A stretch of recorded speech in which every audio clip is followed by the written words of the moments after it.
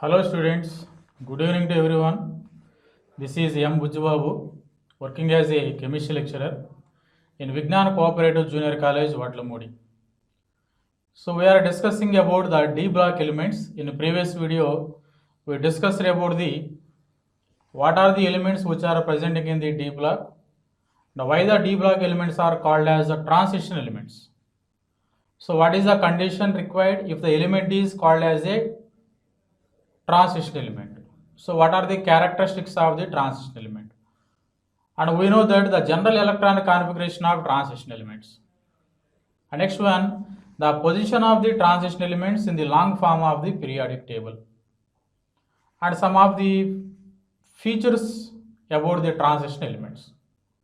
So in this video, I am going to explain about some properties regarding about the transition elements.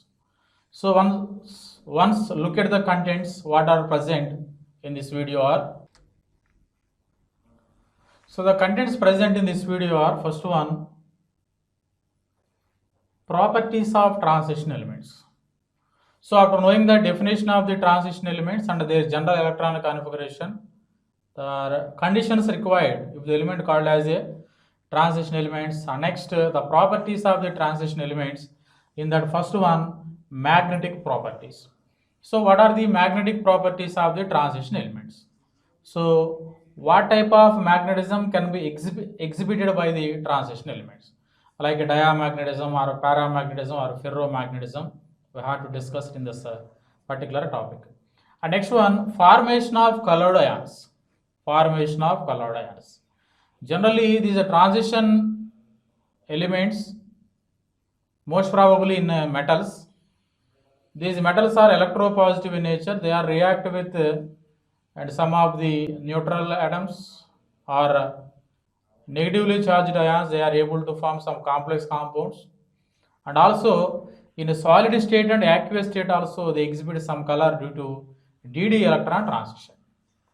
And next one, formation of complex compounds.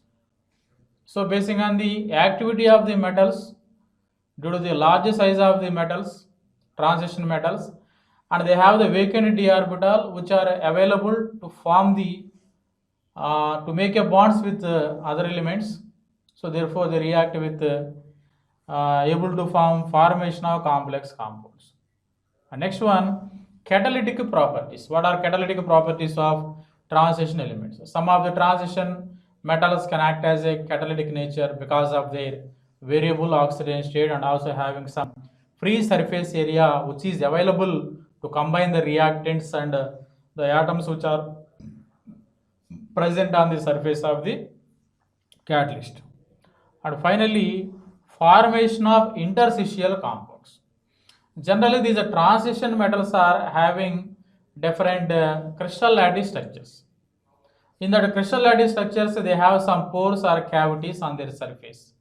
Therefore, the small size atoms like hydrogen, carbon, boron, nitrogen are fit into the cavities or pores of the transition metals. They are able to form a new compounds that are interstitial compounds. And finally, Li formation. So Li formation is a homogeneous solid form of homogeneous. So in that the atoms of a metal substitute the place of another metal. That's why alloys are formed. So like brass, bronze, German silver, etc. So these are all the contents present in this video. So magnetic properties of transition elements. Generally, compounds having these transition elements possess either diamagnetic substances or paramagnetic substances. So what type of magnetism can be exhibited by these transition elements? So generally here there are two types of magnetic substances are available. First one, paramagnetic substances. Paramagnetic substances.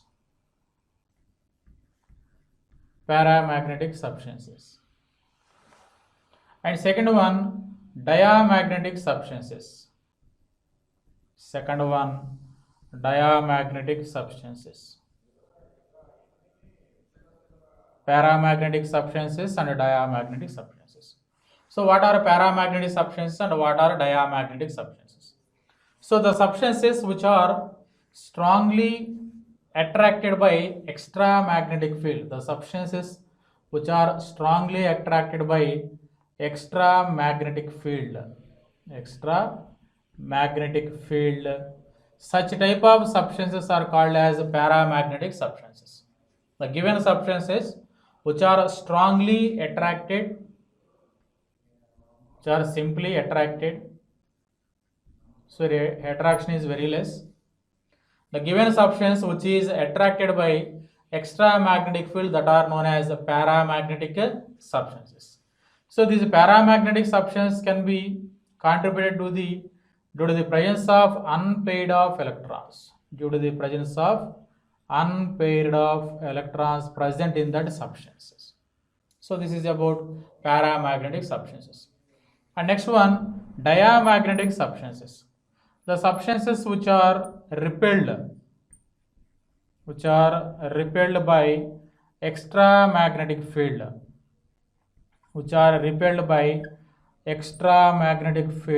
such substances are called diamagnetic substances.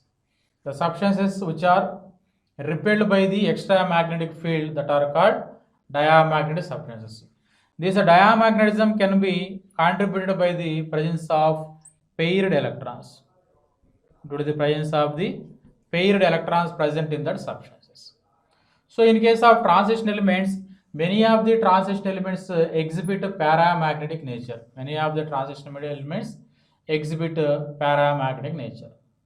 If a substance can be, if a given substance, for the given substance we have to calculate the magnetic moment, the magnetic momentum of the given substances can be contributed by the spin-only magnetic moment, spin-only magnetic momentum, and orbital angular momentum.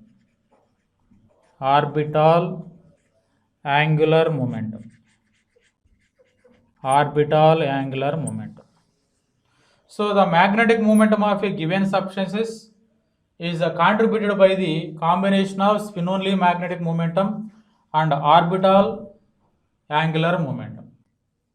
So in case of transition elements, for example, come to the 3D series, the elements which are present in 3D series, that are from scandium to zinc. They are not satisfy the orbital angular momentum. Therefore, the elements which are present in 3D series, they cannot exhibit orbital angular momentum. Its value is 0. Therefore, the magnetic momentum of the elements which are present in a 3D series can be exhibited by the only spin-only magnetic momentum of that unpaired electron. Therefore, the magnetic momentum of the elements which are present in 3D series can be exhibited by the formula μs is equal to square root of 4s into s plus 1. 4s into s plus 1. In that one, s is the spin quantum number, spin-only magnetic momentum. So in case of unpaired electrons, μs is equal to square root of n into n plus 2 Bohr magneton.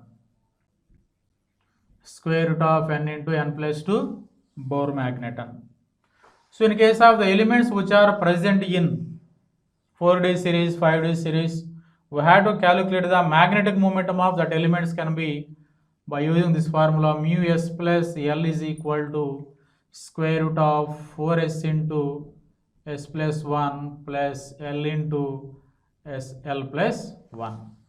In that S is spin-only magnetic momentum, L is the orbital angular momentum. So this is for the element in that unpaired electron, which consisting of both spin-only magnetic momentum and orbital angular momentum. So in that two values are exhibited, then we have to calculate the magnetic momentum by using this formula.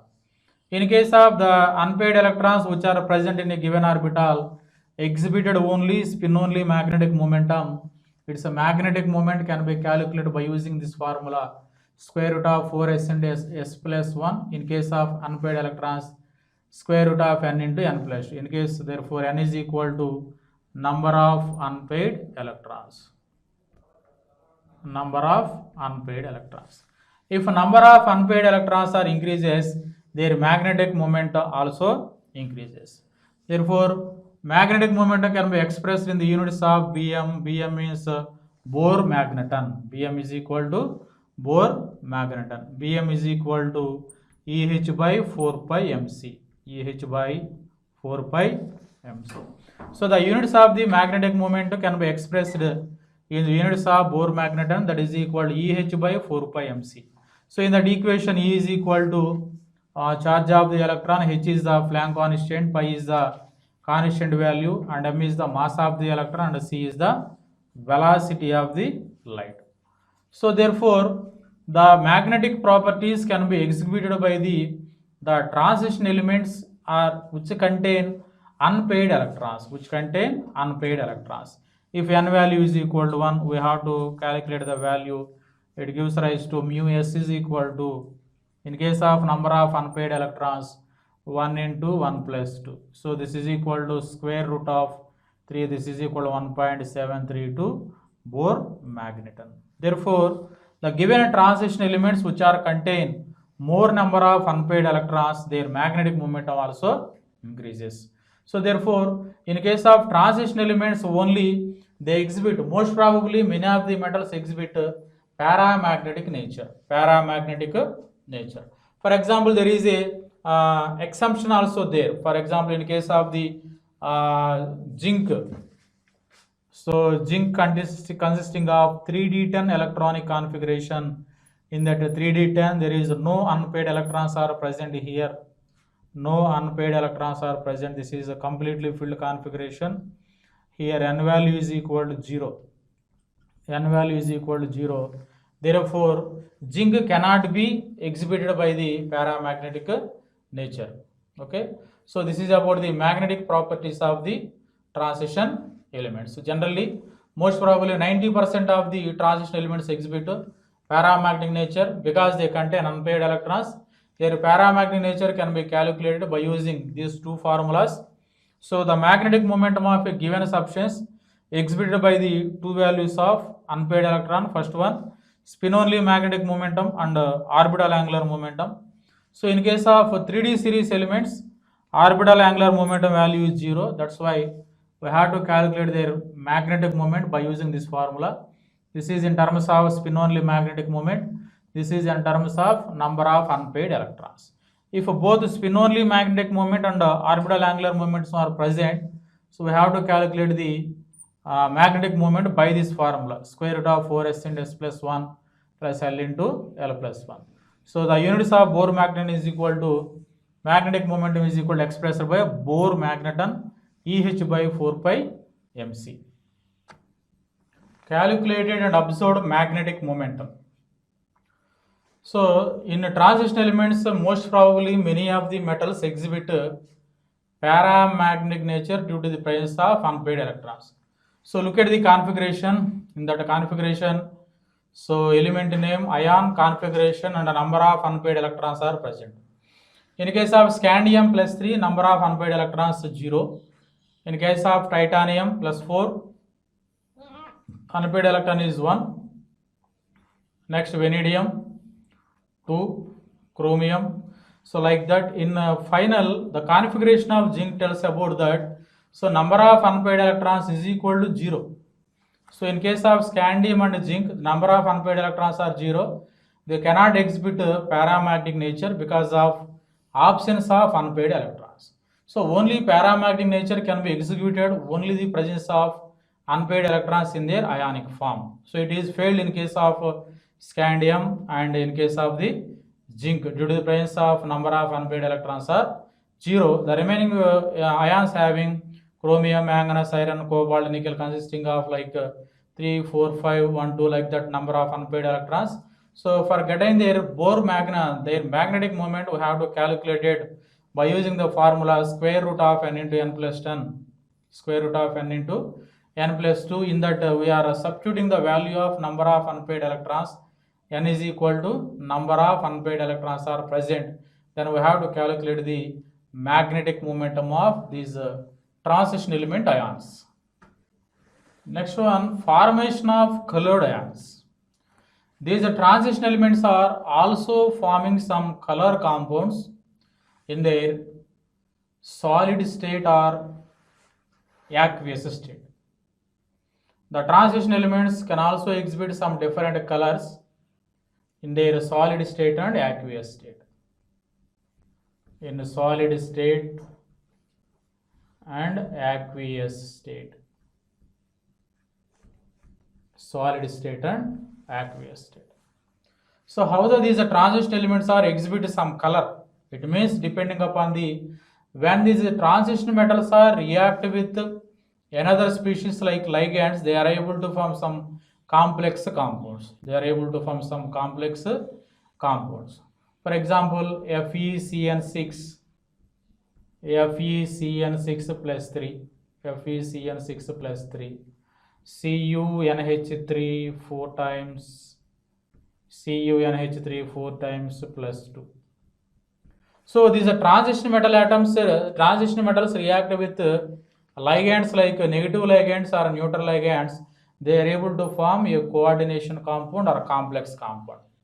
In that, due to the d orbitals which are presenting, the d orbitals which are related to the metal atom, we know that d orbitals are how many? 5, dxy, dyz, dzx, dx square minus y square and dz square. Actually, these 5 orbitals having equal energy, that is degenerate orbitals. But due to the under influence of these ligands, these 5 orbitals are does not having same equal energy. Actually, they are degenerated. Degenerate means the orbitals having same energy, but due to the influence of the ligand which is attached to the bonded to the central metal atom like a transition metal, this energy of these orbitals split into 2 energy levels. Energy levels can be split into 2 states like this manner. For example, these 3 are one set dxy, dyz and dzx. Here this is a dx square minus y square and dz square. So due to the energy difference present between the d orbitals of metal, they can be split into 2 energy levels, but this is a T2 set, this is EG set, the terminology and the splitting of d orbitals in case of tetrahedral complex and octahedral complex, everything we have to learn in coordination compound chapter, but here our point is only how the splitting of d orbitals due to the influence of the ligand. Then what is the phenomenon progressor here? So therefore the energy level difference between these 2 orbitals is very less. They are very close energy, but it is a minute energy difference between these set of orbitals and these set of orbitals. So this is the lower energy level. This is lower energy level of the orbital, and this is the higher energy level of the orbital. So in the lower energy of the orbital, they contain some unpaired electrons. So when these metal atoms are observe some radiation from visible region,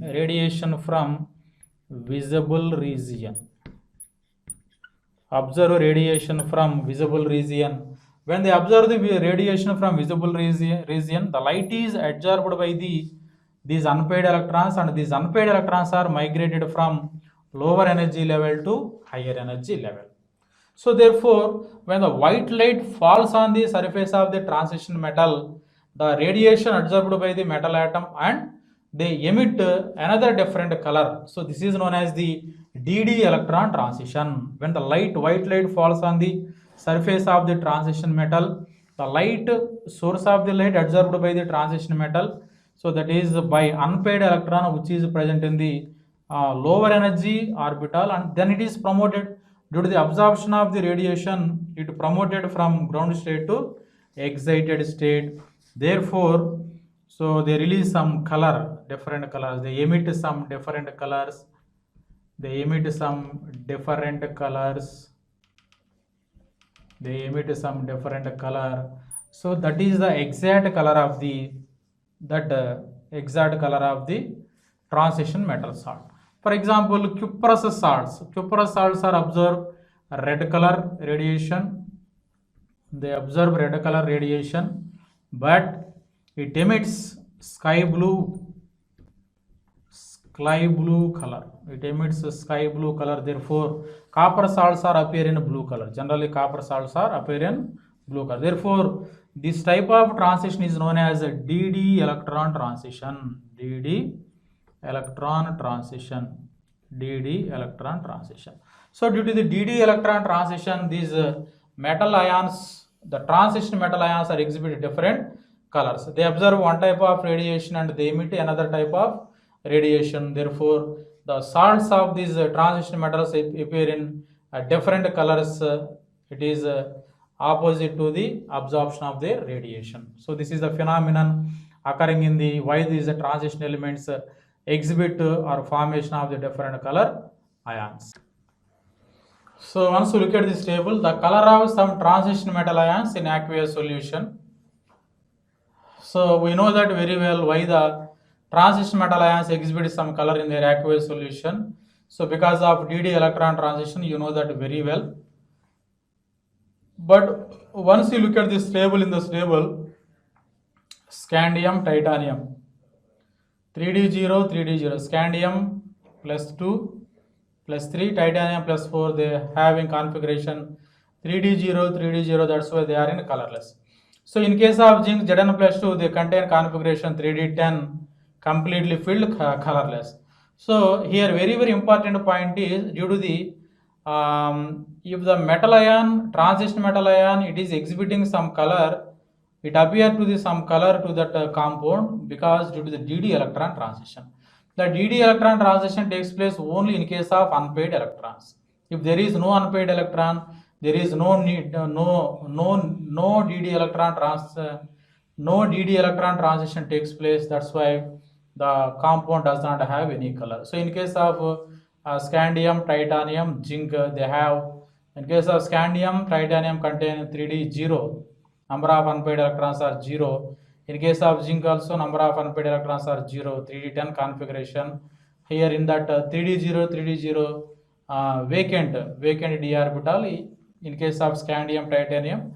So in case of zinc, it completely filled. Therefore basing on this point, no unpaired electrons are present in that zinc. That's why no dd electron transition takes place and they cannot exhibit any color. In case of remaining all these species like vanadium, chromium, manganese, iron, cobalt, nickel, they have different colors, purple color, blue color, green color, pink color, yellow color, due to their presence of the unpaired electrons. When the species contain unpaired electrons, the dd electron progress automatically they emit different colors. So this is the main point for the why the transition metal ions exhibit some color. Formation of complex compounds and catalytic properties. So look at the first one, formation of complex compounds. Formation of complex compounds. We know that very well. These are transition metal ions. These are transition metal ions. These are transition metal ions react with some neutral atoms. React with some neutral atoms and negative ions. Neutral atoms and negative ions, they are able to form such type of compounds that are complex compounds. Okay, the metal atom of the transition element able to react with, because metal atoms are in electropositive nature, the transition metals react with some neutral atoms or negative ions, they form such type of compounds that are known as complex compounds already. So the best examples are FeCN6 plus 3, CuNH3 4 times plus 2, PtCl4 minus 2. So there are some example for the complex compound, this is a central metal atom iron, this is a ligand. Copper is a central metal, ammonia is a ligand, platinum is a central metal atom, and Cl is a negative ligand. So therefore, why these transition metals are able to form such type of complex compounds means the main reason is due to the small size of metal atom, and availability of vacant d orbitals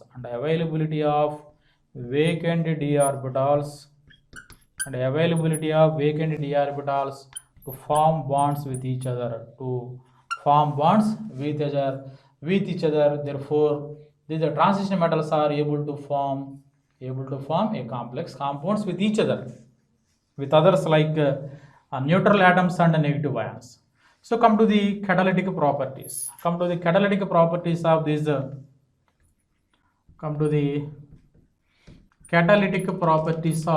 Transition elements. So many of the transition elements can exhibiting as a catalytic nature only on the basis of the reason of variable oxidation states. Variable oxidation states. We know that what is meant by variable oxidation state. If the metal atom exhibit more than one oxidation number, that is known as the variable oxidation state. So due to the property of variable oxidation state of these transition metals, they can act as a catalyst. For example, in the preparation of ammonia NH3 by Haber's process, iron can act as a catalyst. Here iron is the transition element. In case of nitric acid, the preparation of nitric acid by Ostwald's process, in that platinum ruthenium gas catalyst can be act as a catalyst. Platinum is a transition element. In case of preparation of sulfuric acid by contact process, here vanadium pentoxide and platinum can also be act as a catalyst. These two are vanadium, platinum are transition metals. So in case of hydrogenation of oils,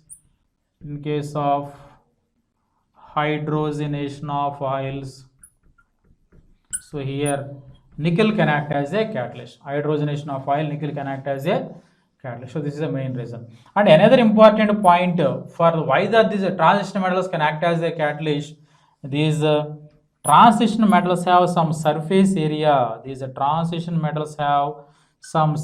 area. It is very useful to the chemical reaction progress between the reactants and the atoms which are presenting on the surface of the catalyst. Therefore, if the transition metals can act as a catalyst, they have some surface area.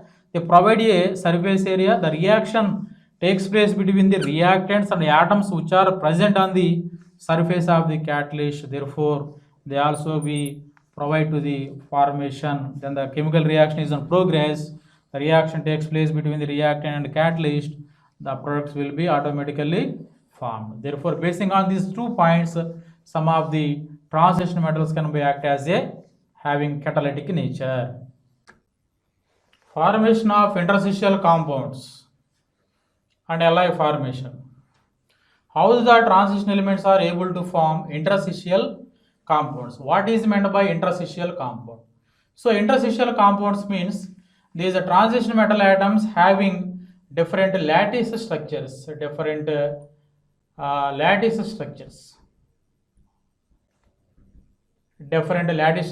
that lattice structures, they have some cavities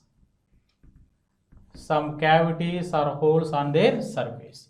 Therefore, the small size atoms like hydrogen, boron, carbon, and nitrogen are embedded fit into the cavity of that lattice structure of the transition metal. Therefore, the obtained compounds are known as interstitial compounds. So, what is meant by interstitial compound means? Interstitial compounds means if the small sized atoms like hydrogen, boron, carbon, and nitrogen are fit into the cavities which are presenting on the surface of the lattice structure of these transition metals. Okay, understand? transition metals having different lattice structures. In that lattice structure, they have some cavities or holes. In that cavities or holes, the small sized atoms are fitting or set up into that cavity of that transition metal. Therefore, the new formed compounds are interstitial compounds. Okay. For example, like Fe, FeH, and CrN. So like this. So these are non-stoichiometric compounds. These are non-stoichiometric compounds. These are all non-stoichiometric compounds. Non-stoichiometric compounds means they doesn't have any particular formula. Non-stoichiometric compounds means they doesn't have any particular formula. Therefore, another important point for this one is they are very hard.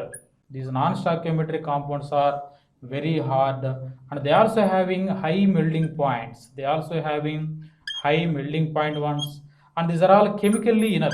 These are all chemically inert nature. Chemically inert nature. And also another important point is how the metals are having conductivity nature.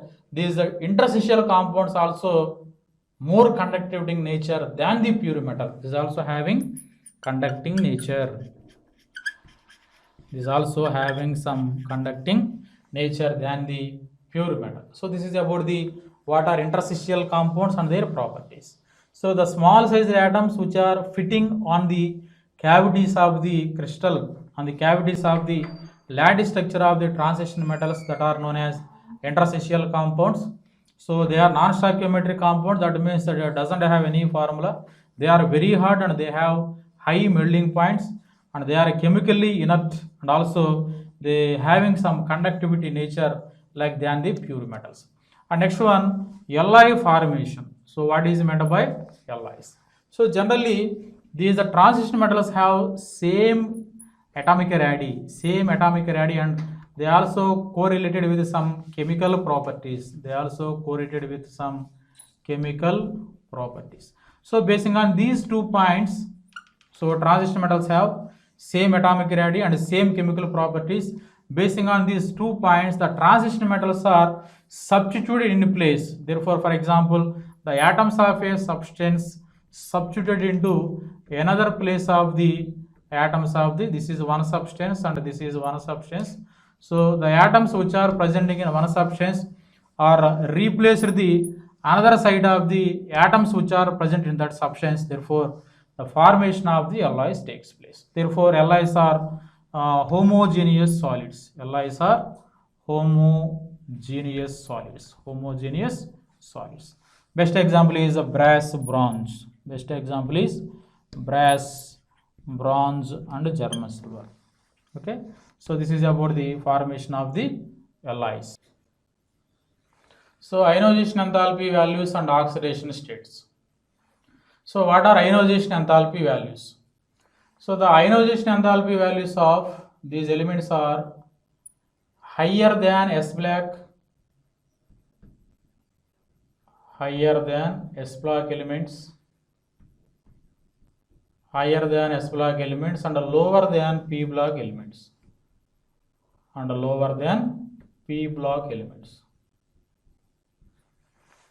So ionization enthalpy means or ionization potential. So the amount of energy required to release most loosely electron from outermost gaseous neutral atom, outermost orbital from gaseous neutral atom.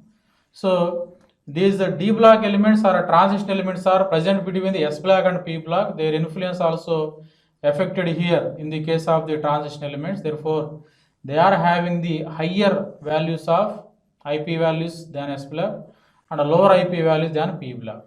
So in case of you are taking any series of transition elements like 3D series, 4D series, 5D series, or 6D series, in every series from left to right,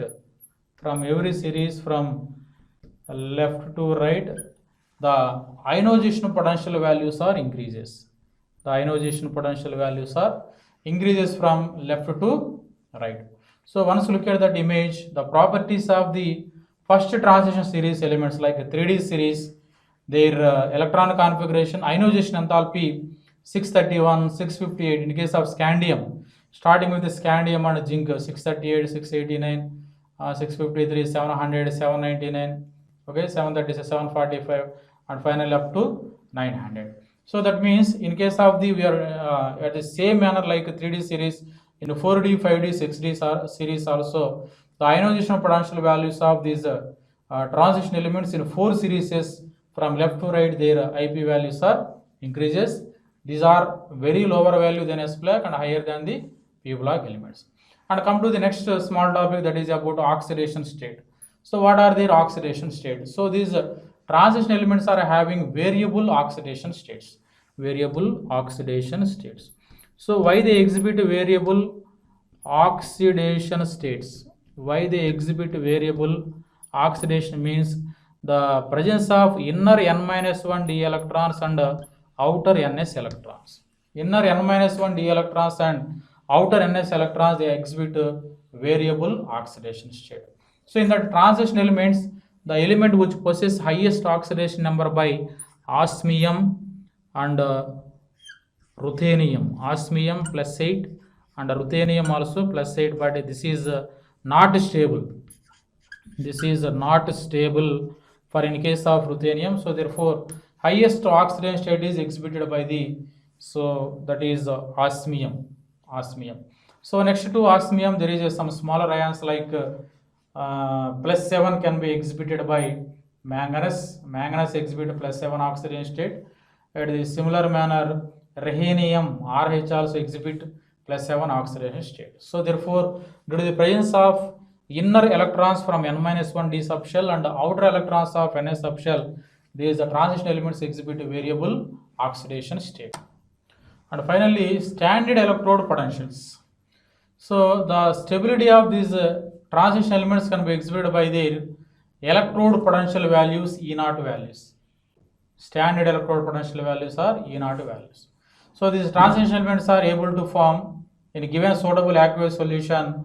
They are exhibited as some suitable solution. They are able to form some ions like Cr plus 3, Mn plus 5, Fe plus 3, like that. So basing on the E0 values, they are classified into some oxidizing agents and reducing agents. By observing this table, so from in the case of 3D series, from titanium to zinc, titanium, vanadium, chromium, manganese, iron, cobalt, nickel, copper and zinc, their values are from titanium minus 1.63, in case of vanadium minus 1.18, chromium minus 0.90, for manganese also negative value, cobalt, nickel.